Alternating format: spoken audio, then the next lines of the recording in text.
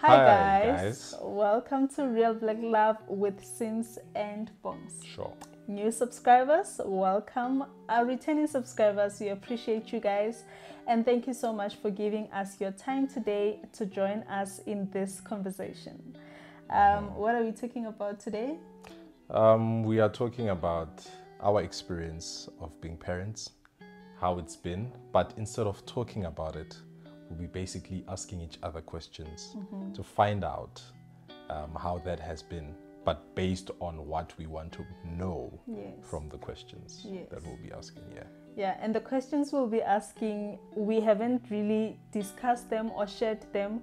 So we will basically be answering on camera for the first time, hearing the questions and making sure that it is detailed so that you, if you have kids or if you are looking into getting kids, you can benefit greatly from this conversation. Or you might not benefit. I don't know. We'll see. Let's get straight into the video. Sure.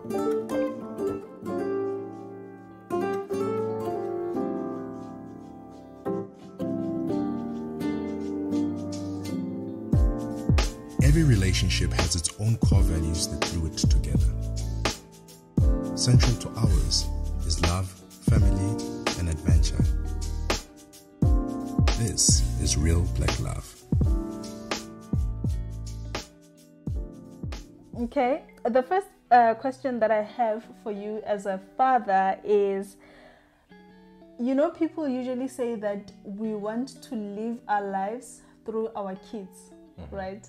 Have you ever, fallen into that, wanting to live your life through your kids? How? And yes, is it a good thing for us to want to live our lives through our kids?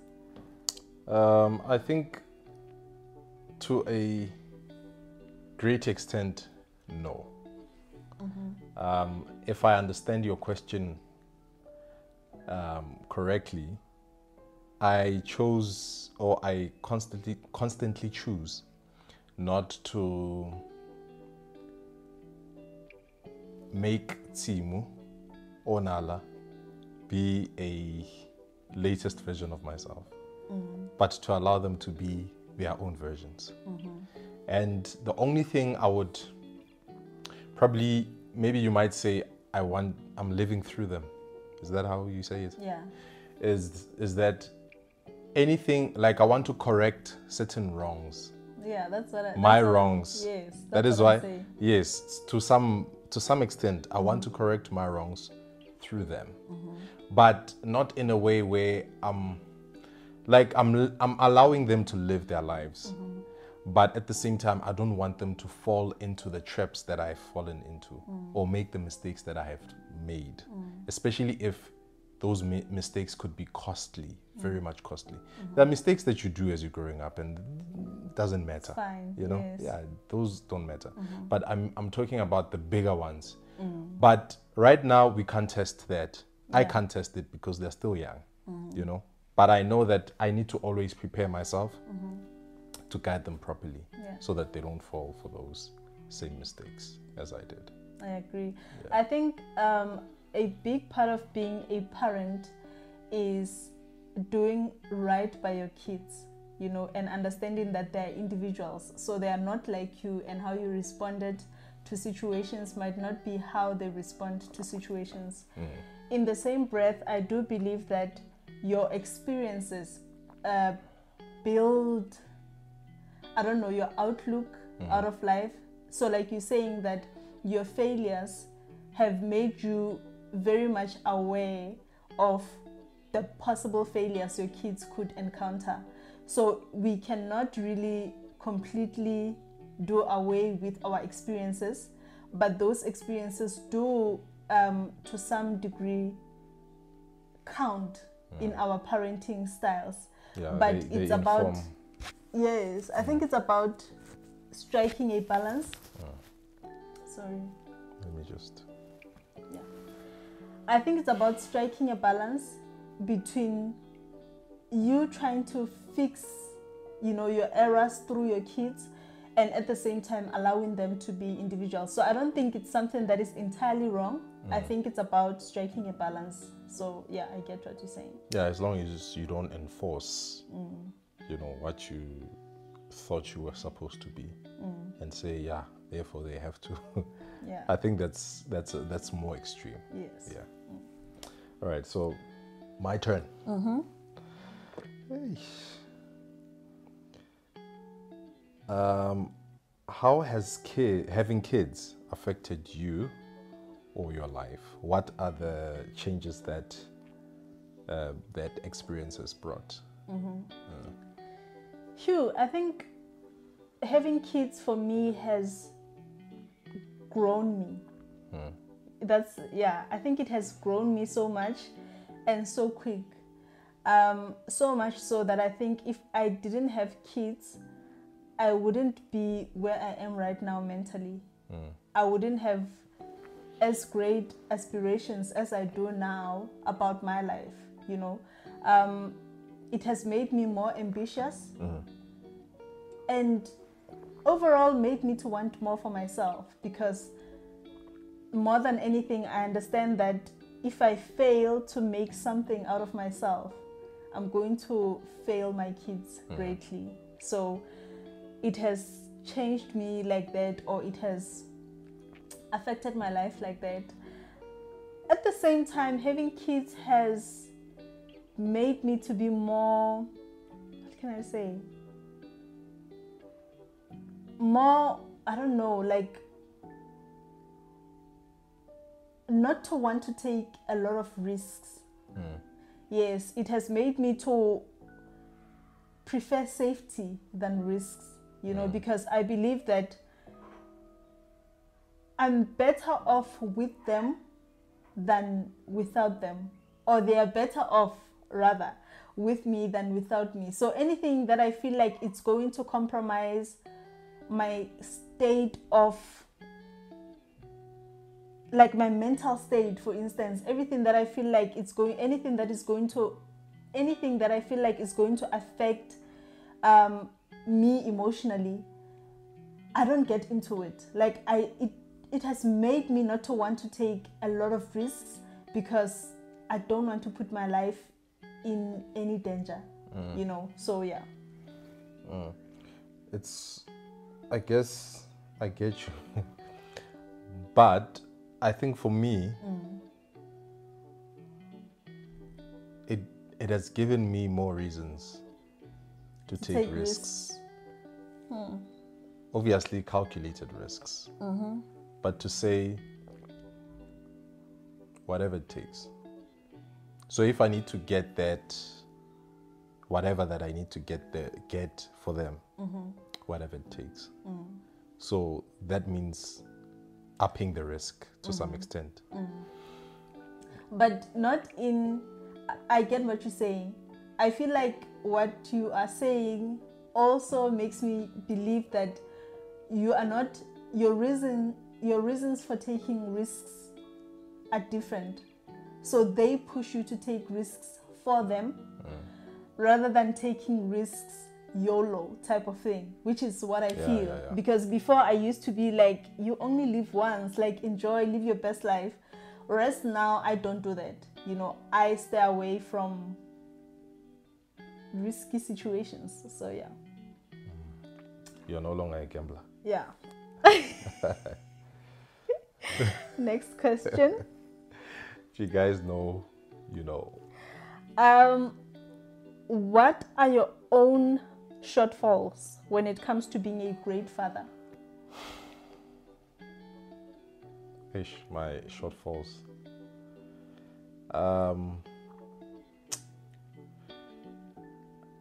I think I once mentioned this to you, that how I was brought up, because I lived with my grandfather for 11 years, first 11 years of my life, then lived with my father. The relationship was quite distant, and the idea of, and for a couple of years while I was living with my grandfather, or my grandparents rather, my mom wasn't around, she was studying. So the idea of parenthood was just to make sure that I am well taken care of. But to a large extent, I can't say I remember playing with my parents. I can't say I remember, like, I don't even think my father has ever picked me up. I can't even recall on top him picking me up or whatever.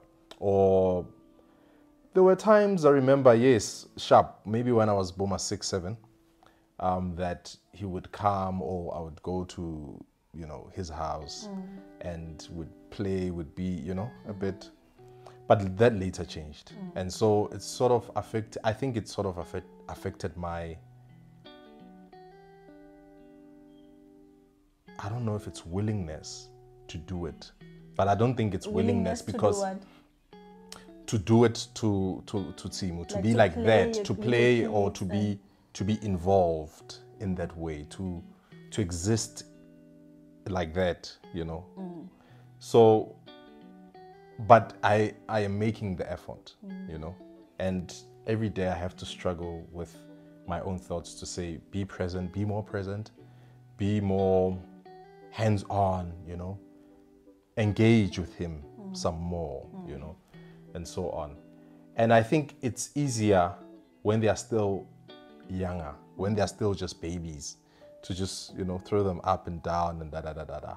But the engaging part is the one that is trickier, and that, I think it's one of my shortfalls, you know. Yeah, I think right now I can only think of that, but I'm sure there are others. Yeah. You see what I'm saying to you when I say our experiences sort of shape us as parents. Like what you're saying, I relate with it in a sense. I always say to my friends that growing up, my parents were not really affectionate people, like to us kids. Like, my mom wouldn't randomly kiss me, but I knew that she loves me. But in showing it, it was just different. I think for her, it was as long as my daughter is well taken care of and all of that, she wouldn't randomly just say to me, I love you, you know. So such things, and the same applies with my dad as well. My dad wasn't like a person who will tell you he loves you or, you know, affirm you. And as we grow up, we become such parents. But it's important to work on it. It's important to think back to what is it that you wish you would have experienced from your own parents, and be able to fight with yourself in order to show that to be that. So I think it's very important for us as parents, and if you are going to be a parent, know that these are daily struggles that you'll have to maybe deal with, you know. I think another thing that's important with that, because sometimes, sure, he didn't do that for me. He didn't, like I once said this to you, I don't think he has never, in fact, my father has never told me that he loves me. But it's okay, like I never felt like I needed that on top. So much that, you know, right now I'm so hurt. Like, I'm hurting, you know. I'm not hurt, Kappa. I don't feel like something is missing. You were deprived. Or I was deprived. Because I knew that he loved me by some of the things that he did, you know, for me. To show, okay, this guy, he takes care of the family, he does want to employ. So that shows, okay, he loves us. But what I wanted to say was that it's important that even if I don't feel that I don't feel that it hurts me, even if I don't feel like it affected you, it affected me, I should also know that it's important for me to do it or to show that to my son. Yes, I agree with you.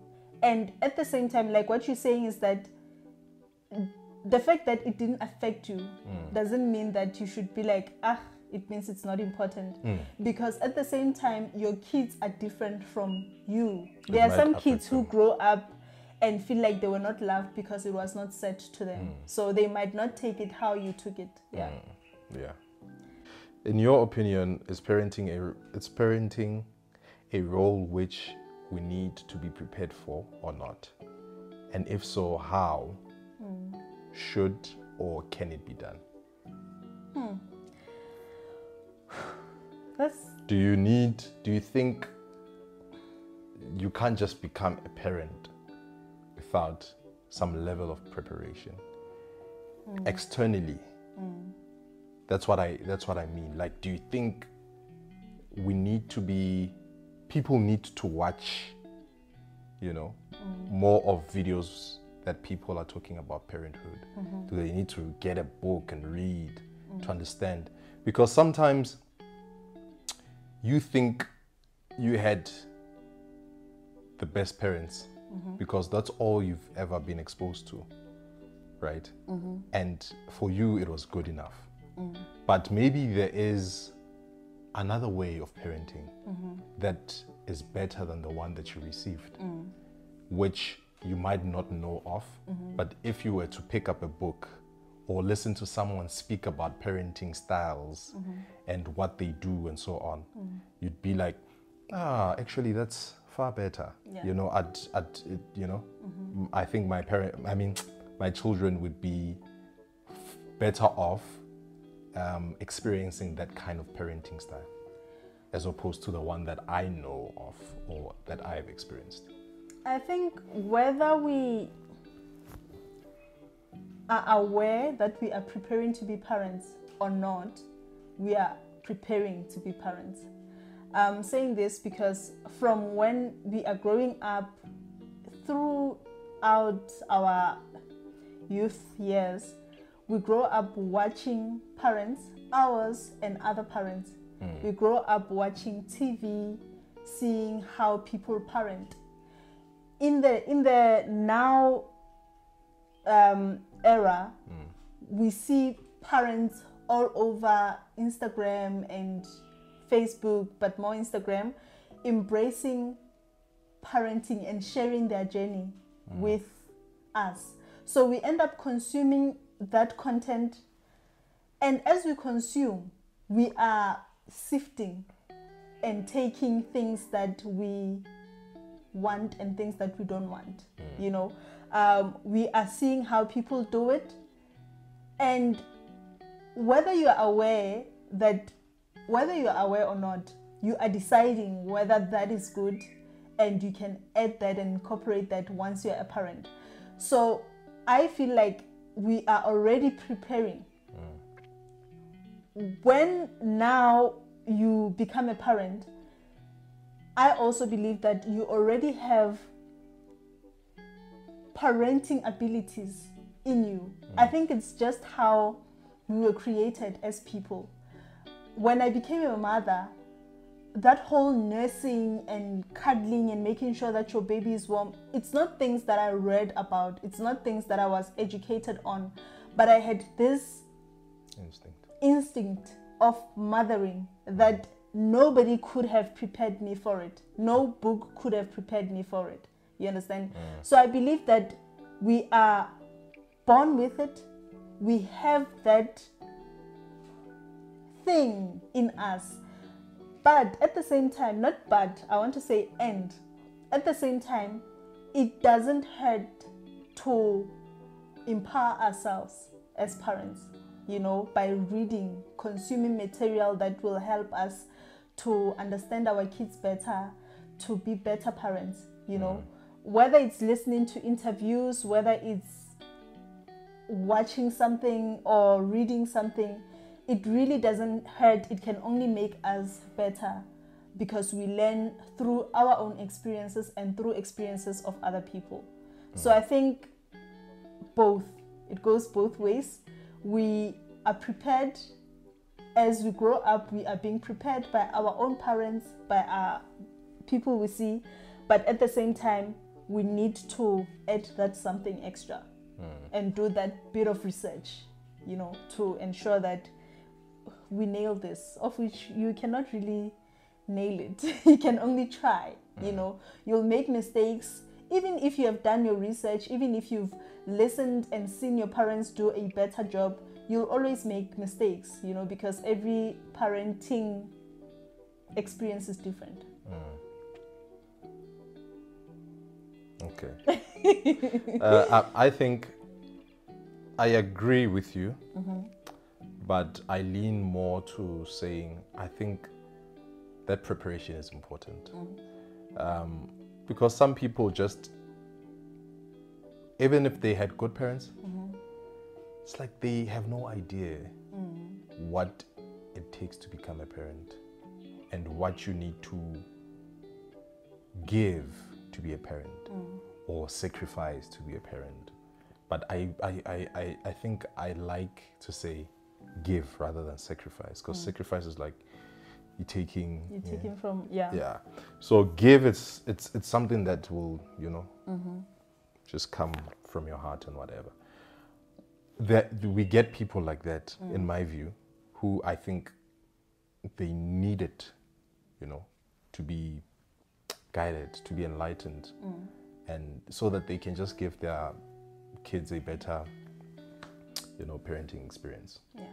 So my next question is, do you have fear of failure as a father? And what would be an indicator for you that you have failed as a father? Of course I do, right? I mean, I want to be a good father. So if you want to be good at anything, you fear failing. So, well, at least for me. So I do have fears, but I do have fears of failing. And I think an indicator for me would be if I was to have a child who does not know how to live and fit in a society. Not to say he should or she should fit in, but find themselves in a society and be able to exist, live in it, not feeling intimidated or inferior or disabled, you know, but feeling confident, living confidently, and just becoming, just living their best lives, you know, the best way they can. Yeah, I think that's what I want to, you know, that's my measure of being a good father. That I was able to I can't say to grow, but I was able to help this child grow into that kind of person. Yeah, I get you. In a way, for them to be okay with being themselves. Being themselves. Yes. Yeah. Okay. Sure. Beautiful. Sure, thanks. So, in your opinion, what's the best time to have children in your life, NJ? Hey. I mean, I'm not really talking. It can be a mixture of both time, chronology and, you know. This for me is very tricky. Guys, hang on. Doesn't she look beautiful? I mean, I'm looking at her. By the way, every time we record, I look at her and think to myself, she looks beautiful. Thank you, babe. Yeah. So today, at least I had the guts, you know, to say it in front of everyone. Thank you. Sure. Thank you. I Thank you, also guys. like your. Thank you. It's amazing how she can just, you know. Transform. No, not transform. Like how you can just make this to look, or your makeup to look like that, and I la. Guys, if you're looking for MUA, makeup artist, trust me, she does the things. What was your question? Anyway, when is the best time to have, in your own opinion, to have children? This is a tricky one for me because I've struggled so much with answering that for myself. Because now that I have kids and now that I had our kids early, I think and yeah, Oh, I you think we had them early? Yeah, we had our first child when we were 20, when I was 23 4. or 4. 4. 4. I was 26. Okay. when I was 26. No, I was When 26. I was 24, and we had our second child when I was 28, right? Yeah, because I was 30, yeah. Yeah. I think we had our kids at a good age or a good time. The reason why I say that is that I love the fact that we are young in terms of health. We've got good health, right? Therefore, we are able to keep up with our kids because kids are a lot of work and kids require you to have energy just to be with them and lots of meet energy. them halfway, you know, not even compete with them, like because they've got energy for days. And I appreciate the fact that we are able to play with our kids.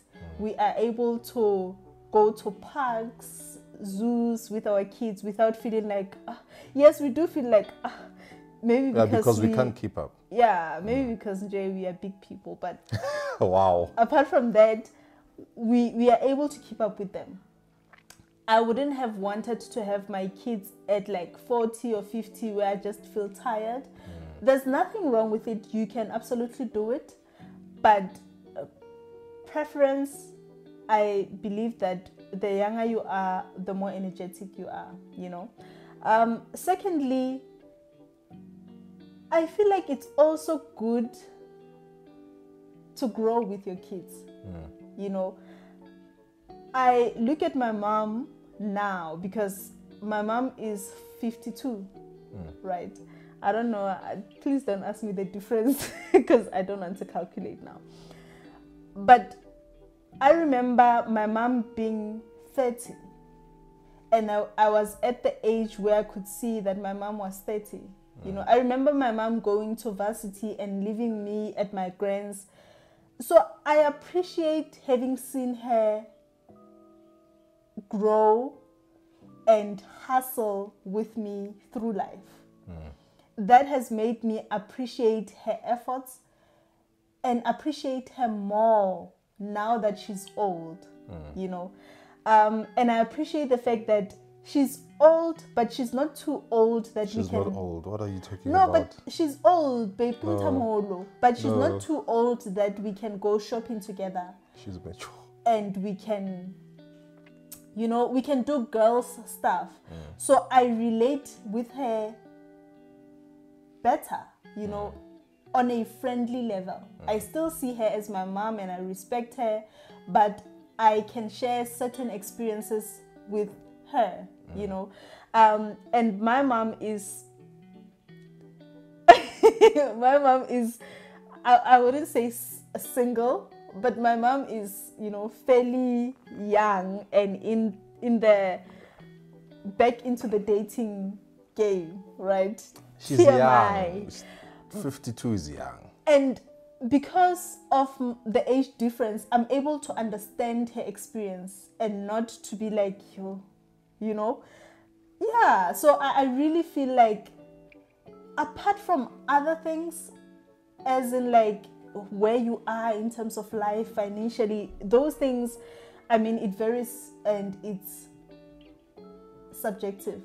You know, I can't really put success into having kids because some people really don't reach certain levels in life. So I can't really put money and all of those things.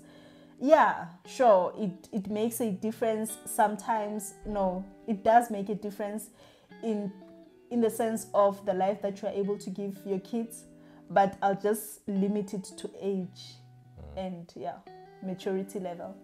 All right. Shout out to 52s, guys, mothers and fathers, especially mothers, because my mom is also 52. Yes. Yeah. All right. So that was me asking you a question. I think you can ask me one. I forgot. Disciplining. How do you tackle disciplining? What are some of the teachings regarding discipline or disciplining your kids? Do you have from when you were young or when you were a kid yourself that you believe that you will continue with those teachings? Yeah. Yeah, I mean, there are certain values and moral standards that I'd like to maintain that I was taught, which I was taught. So, and that's what I carry with me from childhood, you know. In terms of how to discipline a child, that comes from my experience, not necessarily taking how I was disciplined, but taking how or what I thought would have been the best way to discipline me. Or what you think. Yes, what I think, you know. So I'm adaptive. Even when I have to discipline Timu right now, because he's at that age, I don't do it the same way. I look at each situation or, you know, differently and try to understand it first before I discipline. And also, and that I think informs my discipline, because I can't be harsh, you know, in every matter, you know, where I have to discipline him. Sometimes certain things do not require me to be, you know, as harsh or, you know, as quick or whatever. So yeah, I don't know if that answers your question enough. So are you saying that it depends on the action or the situation, but are there limitations for you? Like, yeah, because there are people who are like anti-spanking, anti-shouting, you know, you need to address my child, like sit down with them. You know, people are different, right? Yeah, no, I believe in that. I'm very careful to just shout, you know. I don't like that, because I feel like you're not addressing. I mean, kids, even though they are kids, they are like any other adult in terms of, you can't just, you know, immediately just come and shout. You're gonna make them. You're first gonna make them feel somehow before they get the lesson. So you don't want that to happen. You'd want to come calmly, even if you are angry. But what I mean is that you don't have to shout. You know, you can just say, hey, you know, da da da da da. Say whatever that you want to say. That's what I believe in. 2, when it comes to spanking, hiding, I believe in not sparing a rod. So I will definitely spank. And that is why I am sorry to the judiciary. This thing of not being able to give your child a hiding, it's something that I do not subscribe to, even though they say blah, blah, blah, but I do not subscribe to. I feel like I was able to not be this outcast, you know, or rebel child, because I was given enough hidings, and they were well measured, and they were necessary, because I was doing things that I wasn't supposed to, knowing that I'm not supposed to. But because there was no punishment given before with the lesson or with the hey, don't do this, I continued and, did them anyway. So after the hiding, I never repeated the same thing. So I think for me, it's quite effective when done correctly. Sharp. Sure.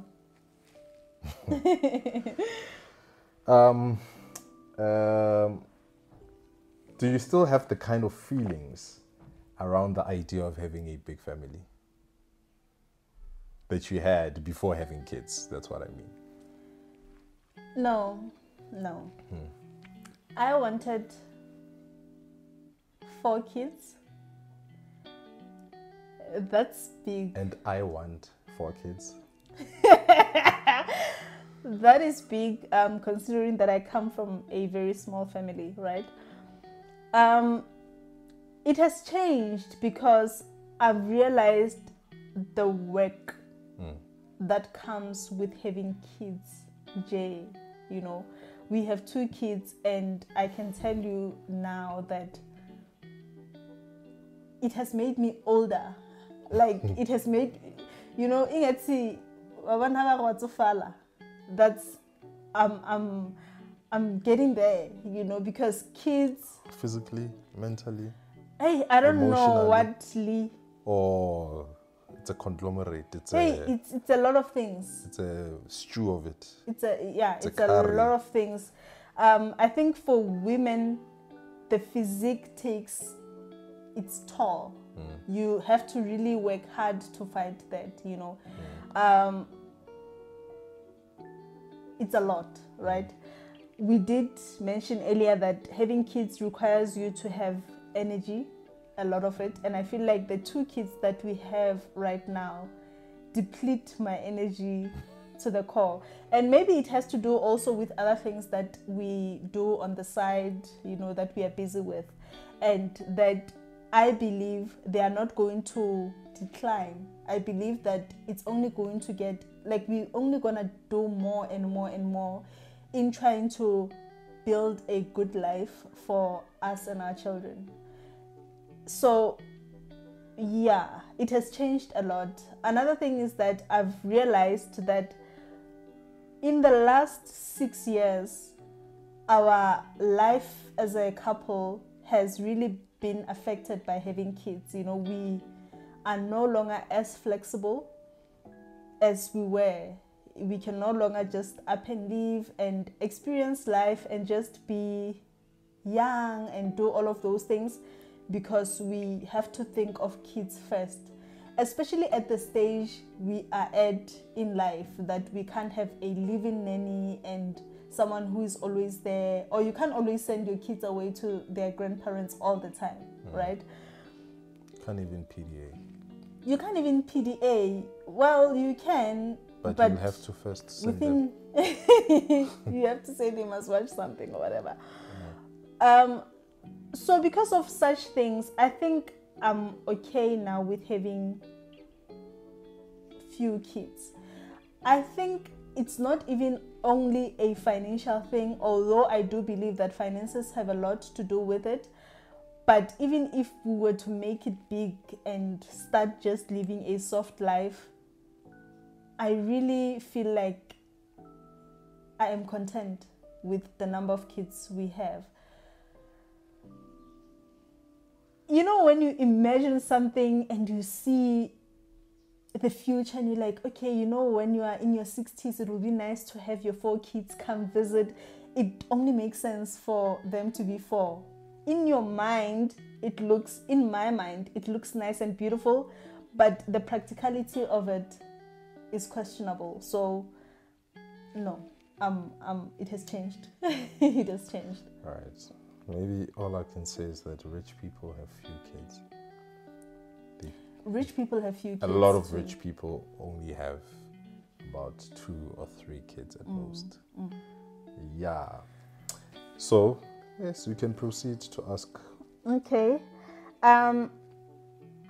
Has fatherhood, I think you've asked me this. Has fatherhood changed you as a person? Do you think you were prepared for such a responsibility? So it's basically 2 questions. I think No, it definitely has changed me. It has changed me quite a lot, you know.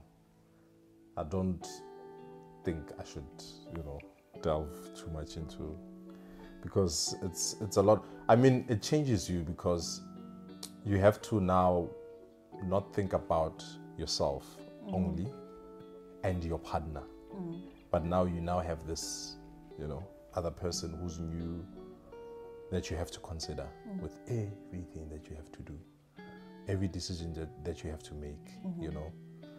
And they are part of your life, and you can't just change that. You can't just erase it. So it changes you. It changes you. It changes your world. And the second one was? The responsibility.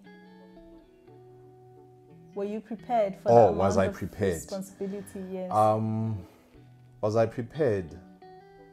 I think I had a good enough idea of the amount of responsibility.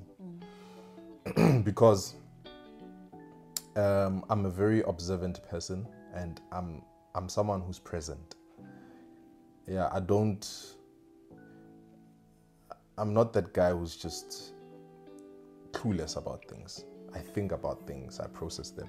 So when the time came, that is why I was like, sure, I'm ready.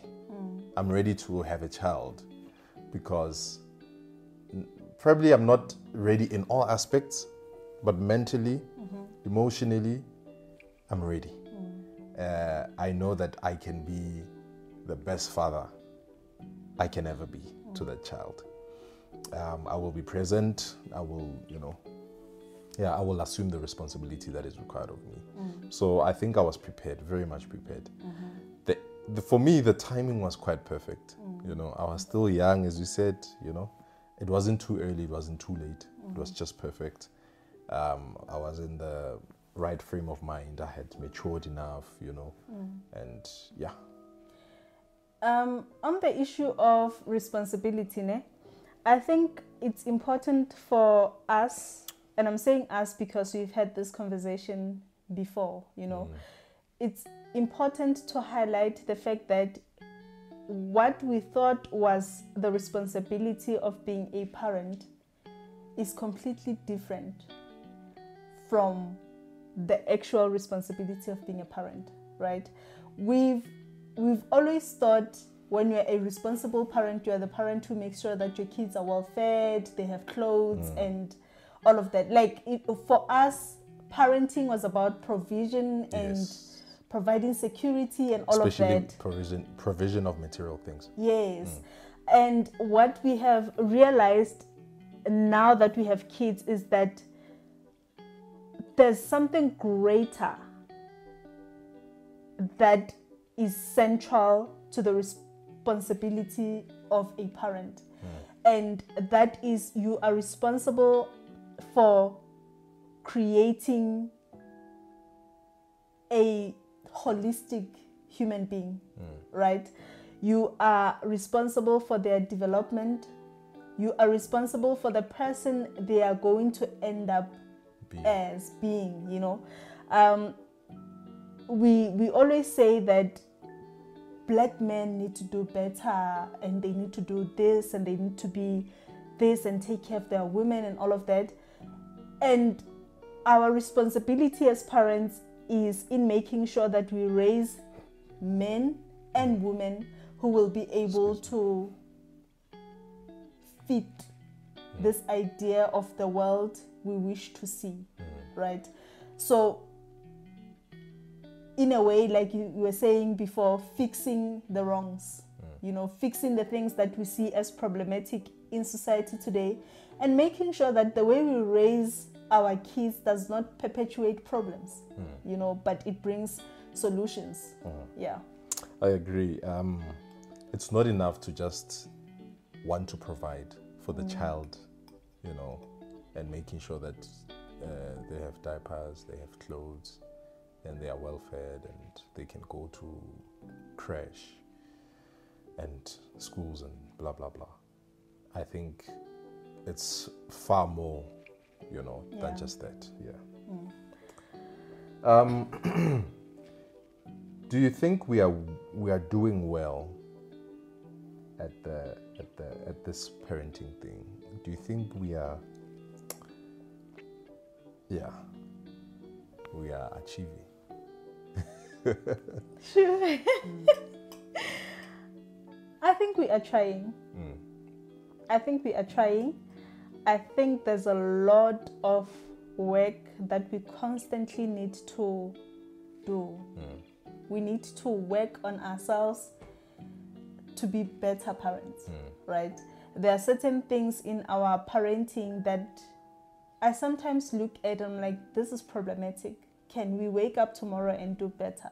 You know, can we wake up tomorrow and give our kids more of ourselves and our time? You know, because we have this tendency of just letting things, like being passive about things. So doing that. What kind of things? Doing that very thing that we just said in the previous point, where we are sure that Simu had breakfast and lunch and supper. He's fine, he's watching on the computer, but not really taking time to talk to him and find out how he is. So taking interest in that development of his persona, you understand?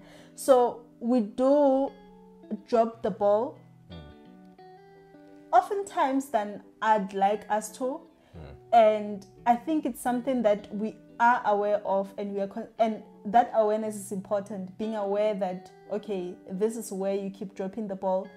And just like being on a good diet, keep waking up and trying to do better. Don't just say, okay, I've failed so many times, I give up on this whole thing. You know, we cannot give up on being the best parent. We cannot deem it as something it's unattainable. You can't be a great parent, or you can't be a perfect parent. You have to keep trying every day, you know. So I think we are trying. What do you think? No, you're right. We've had, and we constantly have these conversations about, are we doing it right? And I think I am noticing something that isn't right about how I am. Just saying, okay, you saw how I was engaging with Timu, and you said, I like that, you know, and you were also highlighting the things that you loved about seeing another side of him, seeing him open up and seeing him express himself in that way where he normally doesn't. Yeah. Because maybe we don't give him the platform to. And we have always known that it's important that we get him to do that.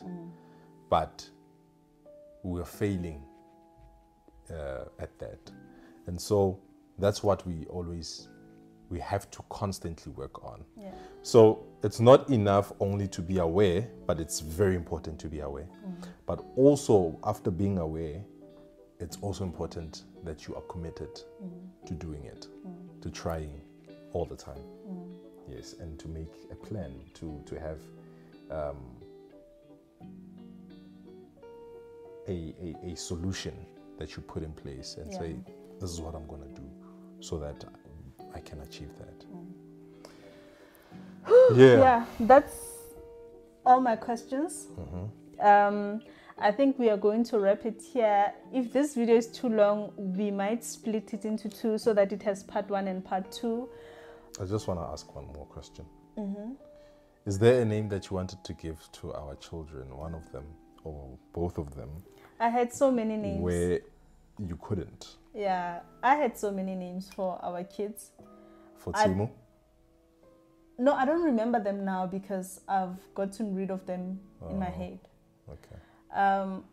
But yeah, I had a lot of names, but I met him and he already had names for his future kids. I don't know. It's still something that I sometimes regret not fighting.